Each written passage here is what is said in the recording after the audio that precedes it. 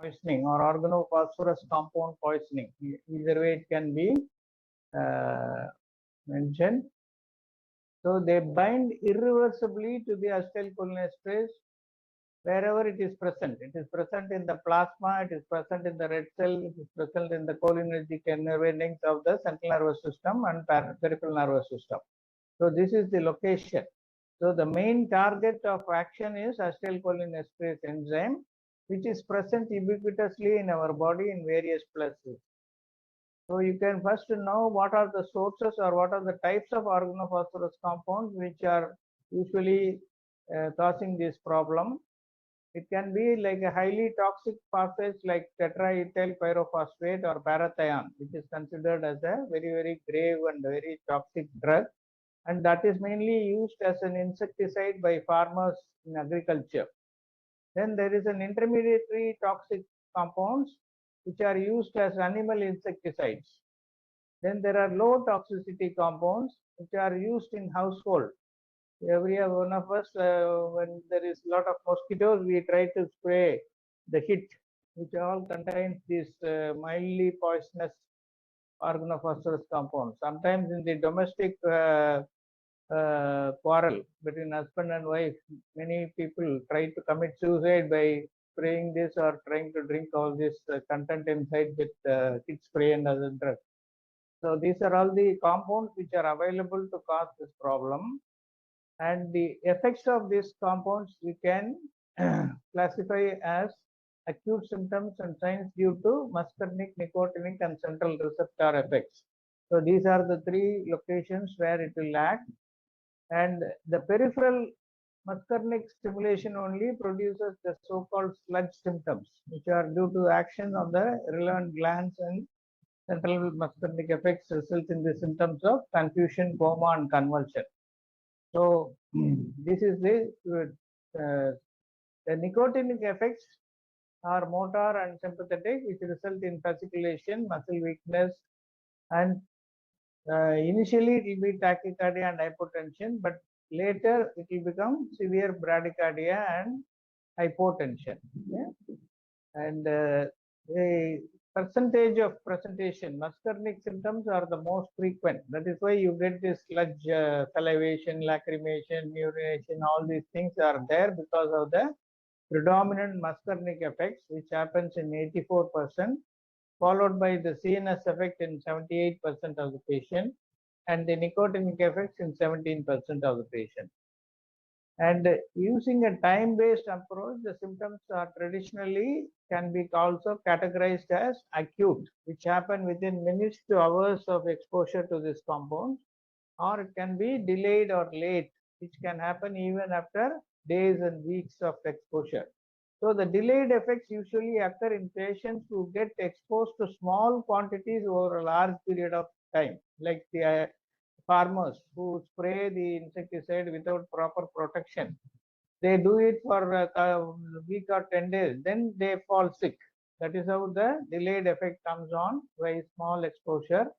So the symptoms and signs are also categorized as organ specific, like neurologic, cardiac, or respiratory manifestations, and manifestations in other systems. Now, what is the mechanism of action? How does it do? The organophosphorus compounds are acid transferring inhibitors of cholinesterase. What do you understand by that? They cause cholinesterase to be firmly attached by phosphorylation in an irreversible manner. And normally, once acetylcholine gets attached to the cholinesterase, where it is broken down to acetic acid and choline, immediately, because it is a carbon enzyme bond, it is immediately cleaved. After the breakage of acetylcholine, the enzyme becomes free to take part in the next reaction.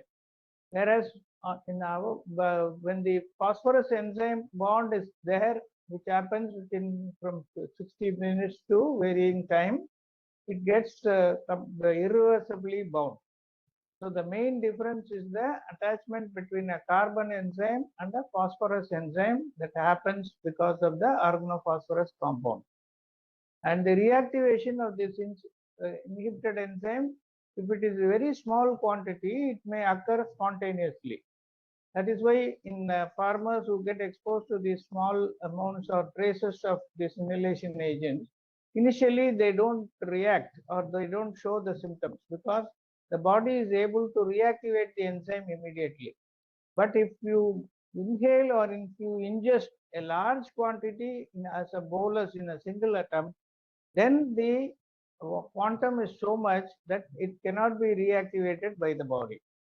So the rate of reactivation will depend on the species, the tissue, the chemical group attached to the enzyme. These are all the other factors which decide. And the reactivation may be enhanced by hydrolysis of the acid radical of the enzyme through the use of axons. So this is where your pralidoxime and other oximes are able to detach this phosphorylated organophosphorus binding to the enzyme and reactivate the enzyme to its normal level. Now this picture will tell you how a normal acetylcholinesterase looks like, and it has got two sides. One it is called the anionic site, the other is called the esteratic site. So the drug will come and get attached here. So this is the picture. Organophosphate attached to this esteratic site and the anionic site is free here. Then what happens if the organophosphate molecule loses its alkyl or its aryl group, then it becomes resistant to hydrolysis, and this process is called the aging. This is what is happening here in this compound. And how pralidoxime is able, so this is the phosphate compound which is there, which is causing this phosphorylation. This R1 and R2 are the alkyl or aryl groups. Okay, so this is how that the structure of organophosphate is able to attach itself to this esteratic site, cause attachment of this phosphorylating, and makes it irreversibly bound to the enzyme. But once you administer pralidoxime, what it does is the oximes react with this phosphorus and break this cleavage, which the body is not able to do. So that is how the pralidoxime will work, and the quaternary nitrogen will occupy this anionic site. So for a normal action, you have to have the both the sites occupied. In acetylcholine, what will happen? The choline will get attached here, acetic acid will get attached here, and it will be broken down. The acetyl compound will get attached to the anionic site, the choline compound will get to the esteratic site, and it will be broken down. Whereas when organophosphorus, there is only one site used, the other site is not occupied, so the enzyme becomes inactive. And so pralidoxime as a quaternary nitrogen which attaches to the anionic site, then the oxime end reacts with the phosphorus atom attached to the esteratic site, and the oxime phosphonate formed diffuses away, leaving the reactivated cholinesterase. So it removes the phosphate binding like this and makes it become free for its original action again. Now, what is the pharmacokinetics? Most of them are very lipid soluble compounds, and that is why they are fastly absorbed from the intact skin or oral mucous membrane or even conjunctiva and gastrointestinal respiratory tract. That is why you have the various routes of absorption. You can get it through dermal route, through gastrointestinal, through inhalation route, or just exposure to mucous membrane. All these routes can make the drug, poison get attached. And they are rapidly redistributed to all the body tissues. The highest concentration is found in the liver and kidneys. And the lipid solubility means it can easily cross the blood-brain barrier and go to the central nervous system. That is how the central nervous system gets affected here. And metabolism occurs primarily by oxidation in the liver with conjugation and esterase hydrolysis, producing the relief within minutes. The oxidative metabolites of malathion and parathion, these are the two common compounds which are used in the agricultural side, and but they are directly not effective. So they have to be converted from thion to oxon. So you can see the name changing in the brackets. Malathion and parathion get converted to malaxon and paroxon, which are active forms and are subsequently hydrolyzed into inactive metabolites. So elimination of organophosphorus compounds and its metabolites occur via mainly urine, bile, and feces. Now, what are the implications of route of exposure to onset of symptoms? Is the organophosphorus compounds, the toxic features usually are seen within 30 minutes to 3 hours. The majority of the patient give history of intentional or accidental ingestion of these compounds. The common routes of exposure are inhalation by skin as well as ingestion. The inhalation route is the fastest, generally within few minutes. That is why they are being used as biological weapons as a nerve gas. And the skin exposure, the volume of exposure, the intactness of the skin and solubility characteristics of the drug or the compound, they are the ones which determine the lag time. That is, after exposure, after how long you will get this uh, effect is determined by the skin, these characteristics. In ingestional poisoning, symptoms onset would depend on the poison load and absorption characteristics. Now, clinical features of organophosphorus poisoning are signs and symptoms are non-specific and depend on the specific agent, the quantity of absorbed or the route of entry. So these three factors determine the severity. One is what is the agent consumed. Second is the quantity of the agent. Third, by what route. So these are the three things which will make it a mild poisoning, moderate or severe poisoning. And these are the various signs and symptoms depending upon the receptors, muscarinic receptors, nicotinic receptors, and the central nervous system receptor. So you can see all these various systems that are given. Cardiovascular system, muscarinic receptors produce bradycardia and hypotension. Respiratory stimulation of muscarinic receptors produces all this rhinorrhea, bronchorrhea, gastrointestinal, nausea, vomiting, diarrhea, fecal incontinence, abdominal cramps, genitourinary, urinary incontinence.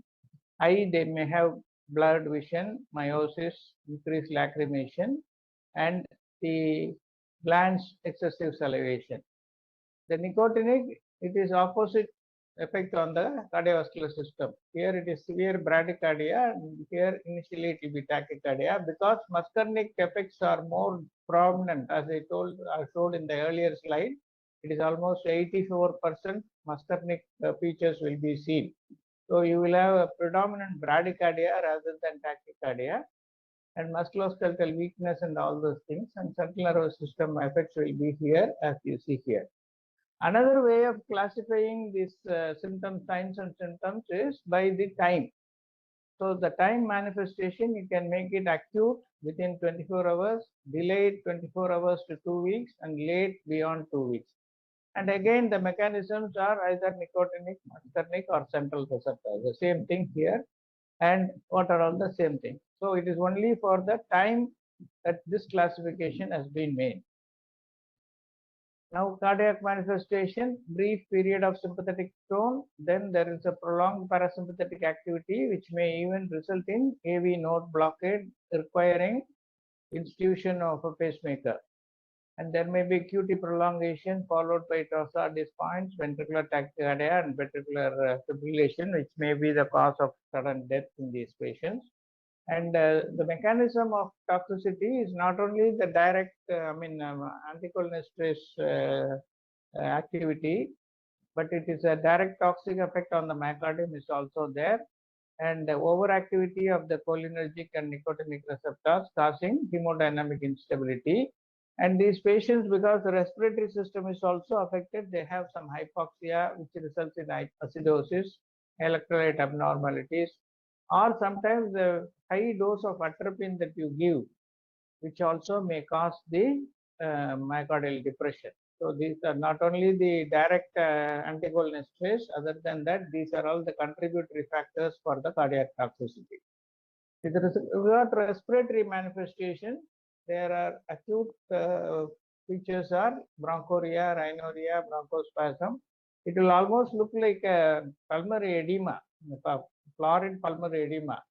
In those days, we used to treat these cases in Stanley Medical College in hundreds and hundreds used to come, and that will the bronchoria and rhinorrhea will be so fulminant you can see only foamy sputum all over the face, and the patient will be struggling to breathe.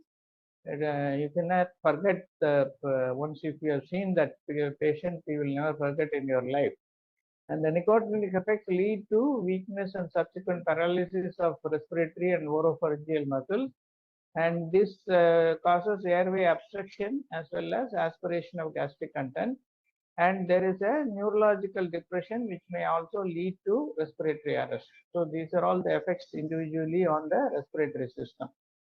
Then gastrointestinal, usually they also have vomiting, diarrhea, abdominal cramps, and neurological manifestation. It can be type 1 paralysis, which is acute paralysis, or type 2, which is intermediate, and type 3, which is a induced late polyneuropathy like picture. Now, how do you manage these patients? First thing is skin decontamination. So first thing is actually, if it is a very acute poisoning, you must write about ABC approach, airway, breathing, circulation. Then the step starts here with skin decontamination, airway protection if indicated, gastric lavage in a conscious patient. You must do it only in a conscious patient. In unconscious patient, after securing the airway, you can do a gastric lavage. So activated charcoal can be given within 4 hours. If the patient arrives in the hospital within 4 hours of the exposure to these compounds or ingestion of this compound, then it will be useful. More than 4 hours, it is not effective. And the anticholinergic drugs which you can give are atropine and glycopyrrolate. If the patient has, after atropinization, if he goes in for central nervous system effects like delirium and altered sensorium, then you can switch over to glycopyrrolate in such cases. And then pralidoxim again within 4 hours if the patient arrives, it should be given quite early. There is no point in giving it more than later than 4 hours, where it would, this drug itself will become a poison. So it has to be used as a very careful weapon. And they may require ventilatory support or inotropic support to support the cardiovascular system. Once if they stabilize with all these things, then you can think of feeding by enteral or parenteral route, because sometimes they may be on these supports for a long time. So nutrition also will have to be taken care of. So these are all the how to do the decontamination. A patient removed from the site of exposure and all the clothes removed, washed with soap and water, and then staff also should take the protective gear they should wear, because they can also get exposed through the dermal route. They can also get exposed there, so they must wear eye protection as well as hand protection, and they must almost like our PPE for COVID times. We have to protect ourselves. And the gastric emptying should be considered only if the patient has ingested a large quantity. Gastric lavage is only means emptying the stomach in unconscious patient after airway protection, whereas in a conscious patient you can do it with the stomach tube. And the patient should receive activated charcoal, which I have told earlier. Anticholinergics, atropine should be started as soon as possible. The earlier dictum was you must reach maximum atropinization, where you must go for, usually the pupil comes in a very pinpoint size, small constricted pupil. So we used to dilate the pupil to the maximum and reach a heart rate of at least 120 to 130. And patient will be very warm to touch. So that much of atropinization was advocated earlier. But subsequently, they found this amount of atropinization, as I said earlier, it may cause the heavy burden on the myocardial functioning. So the current recommendation is mid-sized pupil. You don't have to achieve a fully dilated pupil. You can go for mid-sized pupil and a heart rate between 100 to 110, not 140, 160 and like that. And if the heart rate goes beyond that, you can switch over to glycopyrrolate as I said. So the initial bolus dose is 2 milligram IV bolus. Subsequently, 2 to 5 milligram every 5 to 15 minutes can be given, or it can be given as an IV infusion also. So as I said, the adequate attenuation include heart rates 100, moderately dilated pupil, reduction in bowel sounds because it will be a severe cramps occur because of the violent contractions of the bowel. So barborygmy will be reduced. Patient should have a dry mouth and bronchial secretions to dry up. So once you treat it properly, you can see the patient who comes out with the florid bronchoria, he will be totally dry and the air passages will become completely clear. And continuous atropine can be given as an infusion also. And the dose of atropine required will be maximal on day 1, then tends to decrease and for the next few days. So, but atropine does not reverse the skeletal muscle effects. It only blocks the muscarinic effects and to some extent the nicotinic effects. Glycopyrrolate is equally effective and it has got a better control on secretions. Now, cholinesterase reactivator is pralidoxim. It has got 3 main actions: a direct reaction converting organophosphate to a harmless compound. So, whichever portion of the compound is not absorbed or attached to the acetylcholinesterase, that can be inactivated. Then there is a transient reaction protecting the enzyme from further inhibition. Then there is a reactivation of already inhibited enzyme, as I told in the earlier picture. So 3 actions by pralidoxim, unused or unattached leftover organophosphate becomes harmless by this drug attaching it to the organophosphate. Second, transient reaction protecting the enzyme, and whatever enzyme has already been affected is reactivated. So enzymes are nucleophilic agents that cleave covalently the organophosphate acetylcholinesterase combination. Whereas in a normal reaction, acetylcholine with acetylcholinesterase is a carbon enzyme which is easily cleaved in the body. So remember that point. And the recommended dose of pralidoxim is 30 milligram per kg intravenously and a maximum of 12 gram for 24 hours. And the children dose is 25 to 50 milligram per kg. And the effective plasma concentration should be 4 mg per liter and should signs show improvement. Once you give it in a correct way, in the correct timing, before 4 hours of consumption or exposure, then you must see the improvement in 10 to 40 minutes after its administration. And another advantage of these oximes is once these oximes take effect, you will find a reduction in all the bronchoria, the bradycardia and all these things, and the dose of atropine also will be very much reduced. So you should not continue with the same dose. And the side effects of this drug pralidoxim is drowsiness, visual disturbance, nausea, tachycardia, muscle weakness. So treatment should be reserved only in potentially fatal cases which arrive early without delay. Now, the recent advances that are sometimes asked as a question, in addition to what you have written or what you have seen earlier, these are all the points. Or they are employed as pesticides as well as chemical warfare nerve agent.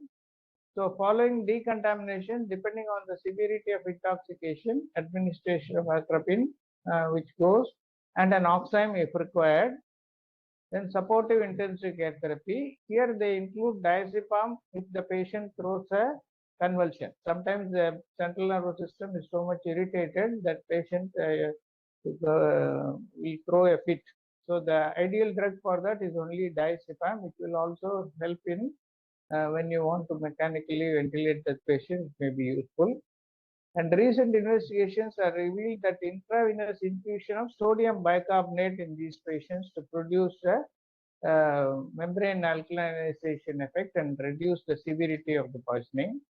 Then there is a drug called gazacylidine, an anti-glutaminergic compound, which also proved to be beneficial in conjunction with atropine, and pralidoxin and diazepam, especially in nerve agent poisoning. And the intravenous magnesium sulfate decreased hospitalization duration and improved outcomes in patients with organophosphorus poisoning. And bioscavenging include fresh frozen plasma or albumin, which have recently been suggested as useful therapy through clearing the free organophosphates which are waiting to get attached to the acetylcholinesterase enzyme. Then hemofiltration and antioxidants are also suggested for organophosphorus poisoning. And recombinant bacterial phosphodiesterases. We have heard about phosphodiesterases being used both in the respiratory system as well as the cardiovascular system, like your deriphyllin, your levosimendan, all these drugs which are called sildenafil. All these things are considered as phosphodiesterases, but here phosphodiesterases and hydrolases are able to transfer organophosphorus degrading enzyme, which are very promising in the delayed treatment of organophosphorus poisoning. And there is another drug called cuperzine A, which has also revealed useful effects in post-exposure treatment to prevent seizure as well as status epilepticus by blocking the NMDA-induced excitation toxicity. Anti-muscarinic drugs with anti-glutamatergic properties such as aprofen, venactizine, and caramifene in conjunction with auxines and atropine may protect nervous injury. So these are all the points expected out of you to write if they ask the question directly as recent advances in the treatment of organophosphorus. So this is how sometimes the question is worded. So I thought it will be useful, but you have to write the earlier part also in a concise way and then add these points to your answer so that your answer will be complete. Okay. Okay, sir. Yes, sir. So this is the